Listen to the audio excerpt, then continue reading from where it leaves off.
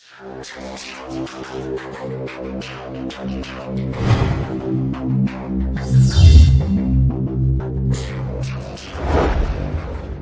देवी सज्जनों, आप सभी दर्शकों का H25 पर हार्दिक स्वागत है। आज हम चर्चा करेंगे नीच के बुध के बारे में और ये जानेंगे कि जब बुध नीच का होता है तो उसके क्या क्या परिणाम होते हैं व्यक्ति के जीवन में।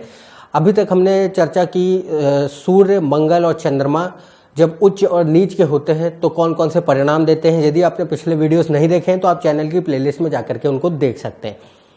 तो अपनी चर्चा को आगे बढ़ाते हैं और जानते हैं नीच के बुध और इससे जुड़े हुए सभी परिणामों के बारे में। सबसे पहले ये जानते हैं कि बुध कौन सी राशि में नीच का होता है। बुध मीन राशि में नीच का होता है और सबसे अधिक नीच का ये माना जाता है 15 अंशों पे मीन राशि में। जब बुध 15 डिग्री पे होगा, 15 अंशों पे होगा मीन राशि में, तो सबसे अत्यधिक मात्रा में नीच का होता है बुध। अब कारण इसका क्या है कि बुध मीन राशि में ही नीच का है। इसका कारण ये है क्योंकि बुध क्या है, बुध दर्शाता है बुद्धि को, कुशाग्रता को, बुध दर्शाता है वास्तविकता को, तर्कशीलता को। और मीन राशि क्या है, मीन राशि दर्शाती है कल्पना को, सृजन को। मीन राशि अंतर्मन को दर्शाती है। मीन राशि में कहीं दूर दूर तक कहीं पर भी कोई लॉजिक नाम की चीज नहीं होती। मीन राशि किसी भी हद तक कोई तर्कशीलता को नहीं दर्शाती। इसलिए जब बुध इस राशि में आता है तो उसको यहाँ तर्कशीलता नहीं मिलती, उसको यहाँ पर लॉजिक नहीं मिलता। इसलिए क्योंकि बुध एक ऐसा ग्रह है जिसकी बुद्धि समय के साथ साथ बढ़ती है उसके अनुभवों के कारण। और अनुभव कहाँ से प्राप्त होते हैं? अनुभव वास्तविक जीवन और तर्कशीलता के कारण प्राप्त होते हैं। और यहाँ पर वास्तविकता और तर्कशीलता की दोनों की ही कमी होने के कारण यहाँ पर बुध सबसे अधिक मात्रा में नीच का हो जाता है। यहाँ पे बुध को वो सुख प्राप्त नहीं होता जो उसको प्राप्त होता है जब वो उच्च का होता है कन्या राशि में, क्योंकि वो राशि दर्शाती है पूरी तरीके से तर्कशीलता को, पूरी तरीके से वास्तविक जीवन को, रियलिटी को। और बुध इन्हीं सब चीज़ों का स्वामी है। इसलिए जब बुध ऐसी जगह पर आता है जहाँ पर वो उसे असमंजस महसूस होने लगता है, उसे लगता है ये कौन सी जगह जहाँ पर वो कार्य नहीं कर पा रहा, इसलिए यहाँ पर बुध नीच का हो जाता है। क्योंकि बुध इमोशंस नहीं है, बुध भावनाएं नहीं है और मीन राशि भावनाएं है। तो यहाँ पर भावनाओं के बीच बुध ग्रसित है, इसलिए बुध नीच का महसूस करता है। बुध यहाँ पर अपनी कुशाग्रता का प्रयोग नहीं कर पा रहा, इसलिए। तो ये कारण है कि बुध इस राशि में नीच का होता है। और इसके परिणाम क्या क्या होते हैं उनके बारे में अब जानते हैं। सबसे पहले ये जाने कि मीन राशि किन किन चीज़ों को दर्शाती है। मीन राशि 12वें भाव को पूर्णतया दर्शाती है, मूलतः 12वें भाव को दर्शाती है, संबोधित करती है। और इसका जो स्वामी ग्रह है वो है बृहस्पति। इसलिए मीन राशि सबसे पहले दर्शाती है अध्यात्म को, ज्ञान को, उच्च कोटि के ज्ञान को, कला को और सृजन, कला, कोई भी मूवमेंट जो चंचलता है वो मीन राशि दर्शाती है आपकी कल्पना शक्ति को, इमेजिनेशन को, अंतर्मन को, सबकॉन्शियस माइंड को। और मीन राशि संबोधित करती है शांति को, शांति प्रिय वातावरण, शांति से भरा हुआ वातावरण। क्योंकि मीन राशि क्या है, मीन राशि दर्शाती है समुद्र तल को, क्योंकि तीन जलीय राशियां होती हैं। पहली है कर्क, दूसरी है वृश्चिक और तीसरी है मीन। इसलिए जो मीन राशि है वो समुद्र तल को दर्शाती है।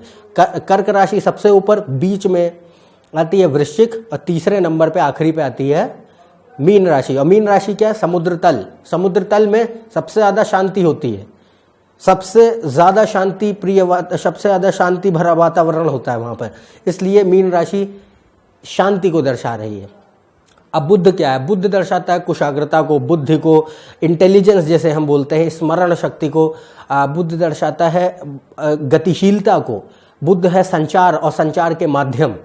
जितने भी प्रकार के कम्युनिकेशन इस सृष्टि में अभी अवेलेबल हैं वो सारे के सारे मौजूद हैं, वो बुध दर्शाता है। फिर बुध दर्शाता है आपके हाथों को, बुध दर्शाता है क्रिएटिविटी को, सृजन को। फिर बुध के अंतर्गत आती है वास्तविकता, तर्कशीलता, रियलिटी और लॉजिक। तो बुध है विज्ञान और शिक्षा। तो जब ये ग्रह इस राशि में आता है तो सबसे पहले यहाँ पे हमें देखने को मिलता है कि ऐसे व्यक्ति जिनकी कुंडलियों में बुध नीच का है, स्थित है, उनके अंदर वास्तविक दृष्टिकोण और तर्कशीलता की कमी पाई जाती है। पर साथ ही साथ ये जो योग है वो इनकी मानसिकता में सृजनात्मक कला और कल्पना शक्ति को अद्भुत बनाता है, बहुत ऊंचे स्तर तक लेके जाता है। क्योंकि यहाँ पर बुद्ध क्या है? बुद्ध ज्ञान है, बुद्ध नॉलेज है। किसी भी चीज़ को अगर सीखने की क्षमता है वो बुद्ध है। तो बुद्ध अपनी वो क्षमता नहीं छोड़ता, चाहे वो किसी भी तरीके के वातावरण में हो। तो यहाँ पे और बुद्ध ऐसा ग्रह है जो कि जिस राशि में होता है उसके गुण अपना लेता है। तो बुद्ध यहाँ पर मीन राशि में है, इसलिए मीन राशि में बुद्ध सृजनात्मक कला सीख लेगा, कल्पना शक्ति बुद्ध की अच्छी हो जाएगी। पर साथ ही साथ उसको असमंजस भी है, इसलिए उसका जो वास्तविक दृष्टिकोण है और जो उसका तर्कशीलता है वो घट जाएंगी। तो ये व्यक्ति को लॉजिकल एबिलिटी व्यक्ति की और रियलिस्टिक अप्रोच जिसे हम बोले उनको तो कम करता है, पर साथ ही साथ सृजनात्मक कला अर्थात क्रिएटिविटी और कल्पना शक्ति अर्थात इमेजिनेशन को बढ़ाता है बहुत ऊंचे स्तर तक।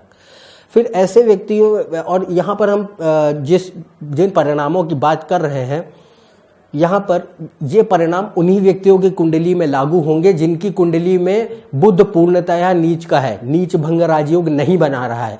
यदि नीच भंग राजयोग आपकी कुंडली में बुध बना रहा है तो ये परिणाम आपकी कुंडली में लागू नहीं होंगे, उसके परिणाम पूर्णतया अलग होते हैं। तो जब बुध पूरी तरीके से नीच का है, नीच भंग राजयोग में नहीं है, तो उसके परिणाम कौन से हैं वो हम यहाँ जान रहे हैं। अगली जो परिणाम होते हैं जो देता है ये व्यक्ति को काफ़ी हद तक बहुत ज़्यादा क्रिएटिविटी होने के कारण ये ऐसे व्यक्ति आपको देखने को मिलेंगे बहुत अच्छे लेखक होते हैं, और ख़ास तौर से जिनकी कल्पना शक्ति बहुत अच्छी होती है, जो काल्पनिक लेखक है, फैंटेसी राइटर्स जिसे हम बोलें, वो इस योग से देखे जा सकते हैं। क्योंकि बुध क्या है? बुध यहाँ पर दिखा रहा है कि व्यक्ति की जो सृजन की शक्ति है और व्यक्ति की जो कल्पना शक्ति है वो बहुत ज़्यादा अद्भुत है। इस वजह से लिखने की कला, क्योंकि बुध होती है राइटिंग, बुध होता है संचार, बुध होता है लेखन, इसलिए व्यक्ति की जो सोच है वो अपने लेखन के द्वारा उसे समाज में रख सकता है। पर यहाँ पर जो शक्ति है वो दिखाई देगी लेखन में। तो ये ऐसे इसीलिए जो बहुत अच्छे लेखक हैं, खास तौर से काल्पनिक लेखक हैं, जो एक ऐसी कहानियाँ लिखते हों या ऐसे उपन्यास लिखते हों जिसमें उनकी ही पूरी संरचना हो, वो इस योग से देखे जाते हैं।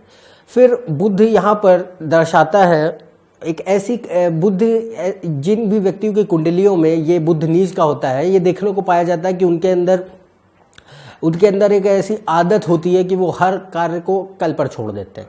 प्रोक्रास्टिनेशन की जो आदत है वो ये नीच का बुध देता है कि हर कार्य को कल पर छोड़ देना। फिर ये दर्शाता है कि व्यक्ति जो है काफ़ी कुशाग्र बुद्धि का होगा, इंटेलिजेंट होगा। इससे ये पता नहीं चलता कि व्यक्ति इंटेलिजेंट नहीं होगा, कि बुध या नीच का हो गया तो आपकी जो इंटेलिजेंस है, आपकी कुशाग्रता है वो कम हो गई। कुशाग्रता कम नहीं होती, बुद्धि अच्छी होती, बल्कि ये व्यक्ति बहुत इंटेलिजेंट होते हैं, बहुत बुद्धिमान होते हैं।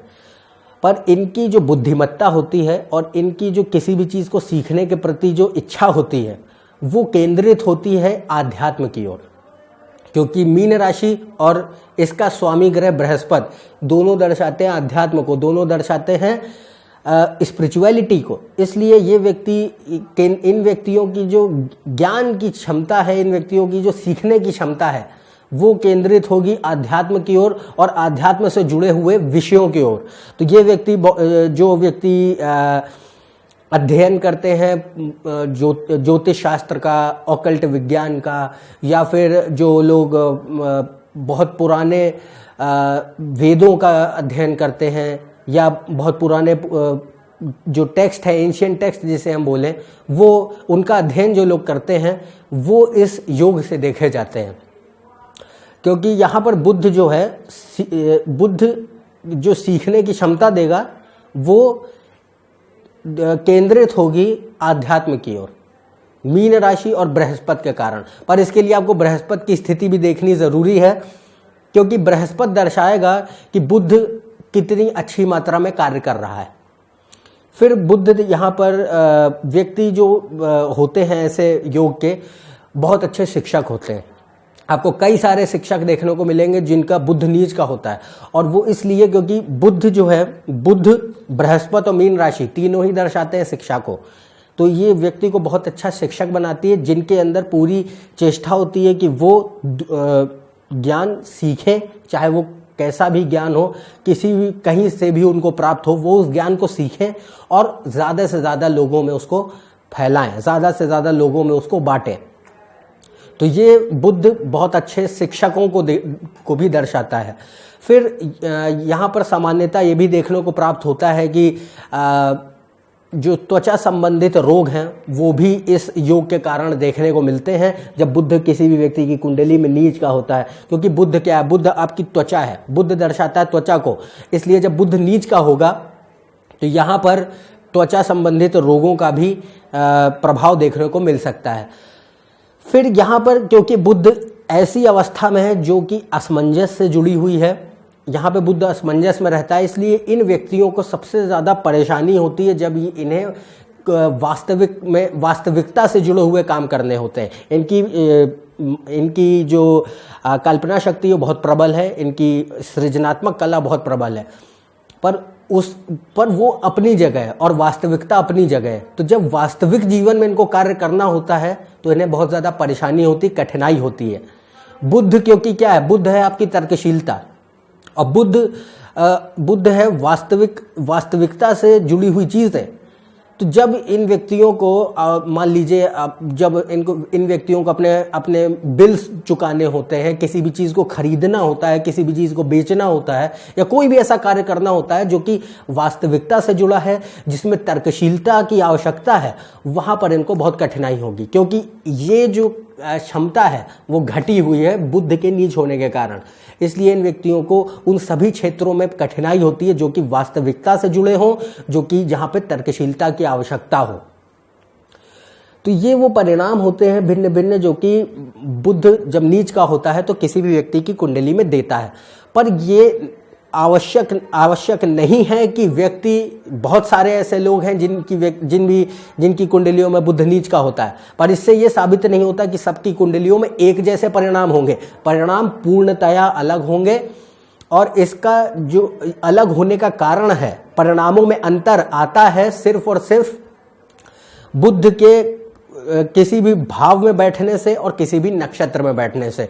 तो इस राशि में 3 नक्षत्र होते हैं, और जो वो 3 नक्षत्र हैं वो है पूर्व भाद्रपद, उत्तर भाद्रपद और रेवती। इन तीनों नक्षत्रों में अलग अलग, किसी भी नक्षत्रों में स्थित होने पर परिणाम अलग अलग होंगे। तो सबसे पहले पूर्व भाद्रपद नक्षत्र की बात करते हैं। पूर्व भाद्रपद नक्षत्र में जब नीच का बुध स्थित होता है तो इस पर बृहस्पति का प्रभाव बहुत होता है, इसलिए ये व्यक्ति को एक दो तरफा दिमाग देगा। व्यक्ति आसानी से सोच नहीं पाता, असमंजस में रहता है, फिकलनेस आती है दिमाग में, हमेशा कठिनाई होती है कोई भी फैसले लेने में। पर यह व्यक्ति को एक व्यक्ति को आध्यात्मिक ज्ञान की ओर भी लेके जाता है, और इन व्यक्तियों को काफ़ी अच्छा आध्यात्मिक ज्ञान होता है जो कि ये अपने पूरे जीवन में अपने अनुभवों के कारण प्राप्त करते हैं। फिर है उत्तर भाद्रपद। उत्तर भाद्रपद में शनि का प्रभाव ज़्यादा होगा, तो ये सबसे अच्छी स्थिति होती है बुद्ध के लिए जब उसको वास्तविकता की ज़रूरत हो, क्योंकि यहाँ पर ऐसे ये व्यक्ति फिर भी काफ़ी हद तक वास्तविक होते हैं, जो क्योंकि शनि के कारण। यदि हम इनको कंपेयर करें पूर्व भाद्रपद और रेवती से, क्योंकि शनि यहाँ पर इनको वास्तविक बना रहा है, शनि इनको तर्कशील बना रहा है, इसलिए ये व्यक्ति काफ़ी ज़्यादा किसी भी वातावरण में आसानी से अपने आप को ढाल लेते हैं। महत्वाकांक्षी होते हैं, पर रहस्यात्मक भी होते हैं, क्योंकि शनि क्या है, रहस्य, सीक्रेटिव होंगे। ये व्यक्ति काफ़ी हद तक दूरदर्शिता होती है इन व्यक्तियों में और तर्कशीलता होती है, जो कि शनि के कारण इनको प्राप्त होती है। शनि बुध का नैसर्गिक मित्र है, इसलिए बुध की यहाँ पर सहायता करता है जब वो नीच का होता है। तो यहाँ पर बुध को वो प्रदान करेगा वास्तविकता जो कि उसे चाहिए। फिर आखिरी नक्षत्र होता है रेवती, और रेवती बुध का ही नक्षत्र है, इसलिए ये सबसे अच्छी और सबसे सर्वोत्तम स्थिति होती है बुध के लिए जब वो नीच का हो, क्योंकि यहाँ पर ये नक्षत्र व्यक्ति को अद्भुत सृजनात्मक कला और कल्पना शक्ति देता है। ये व्यक्ति बहुत हद तक बहुत ज़्यादा क्रिएटिव होते हैं, आर्टिस्टिक होते हैं, कलाकार होते हैं, बहुत अच्छे कलाकार, बहुत अच्छे लेखक आपको इस नक्षत्र से देखने को मिलते हैं। फिर ये दर्शाता है कि ये व्यक्ति संचार में बहुत अच्छे होंगे, बहुत अच्छे तरीके से, बहुत अच्छे कम्युनिकेटर होते हैं। अपनी बात को किसी के भी सामने आसानी से रखने की कला होती है इन व्यक्तियों में।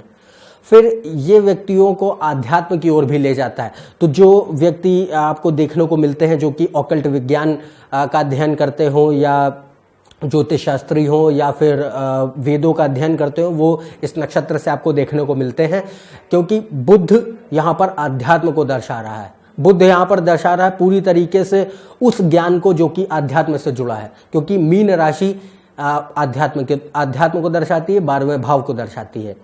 और ये व्यक्ति को काफ़ी हद तक सामाजिक भी बनाता है। पर ये व्यक्ति जो रेवती नक्षत्र के व्यक्ति होते हैं, हालांकि इनके कुशाग्रता बहुत होती है, बहुत हद तक बुद्धिमान होते हैं, पर ये हमेशा अपने ख्यालों में खोए रहते हैं। डे ड्रीमिंग जिसे हम बोलें, ये हमेशा ख्यालों में खोए रहेंगे, क्योंकि क्रिएटिविटी बहुत ज़्यादा है, सृजनात्मक कला ज़्यादा है, कल्पना शक्ति ज़्यादा है। इसीलिए हमेशा अपने ही वातावरण में, अपने ही दुनिया में खोए रहते हैं। इसलिए इनकी जो वास्तविक क्षमता है और जो तर्कशीलता है वो कम हो जाती है, पर ये व्यक्तियों को बहुत हद तक क्रिएटिव बनाता है। तो ये वो भिन्न भिन्न परिणाम होते हैं जब बुध देता है, जब वो नीच का होता है, और कौन कौन से नक्षत्रों में क्या क्या परिणाम देता है उसके बारे में हमने जाना। तो ये था मेरा दृष्टिकोण, जो कि बुध जब नीच का होता है तो कौन कौन से परिणाम देता है। यदि आप मेरे इस चैनल पर नए हैं तो नीचे दिए हुए सब्सक्राइब बटन पर सब्सक्राइब करें। ज़्यादा जानकारी के लिए आप मेरे ट्विटर और फेसबुक पेज पर भी जा सकते हैं।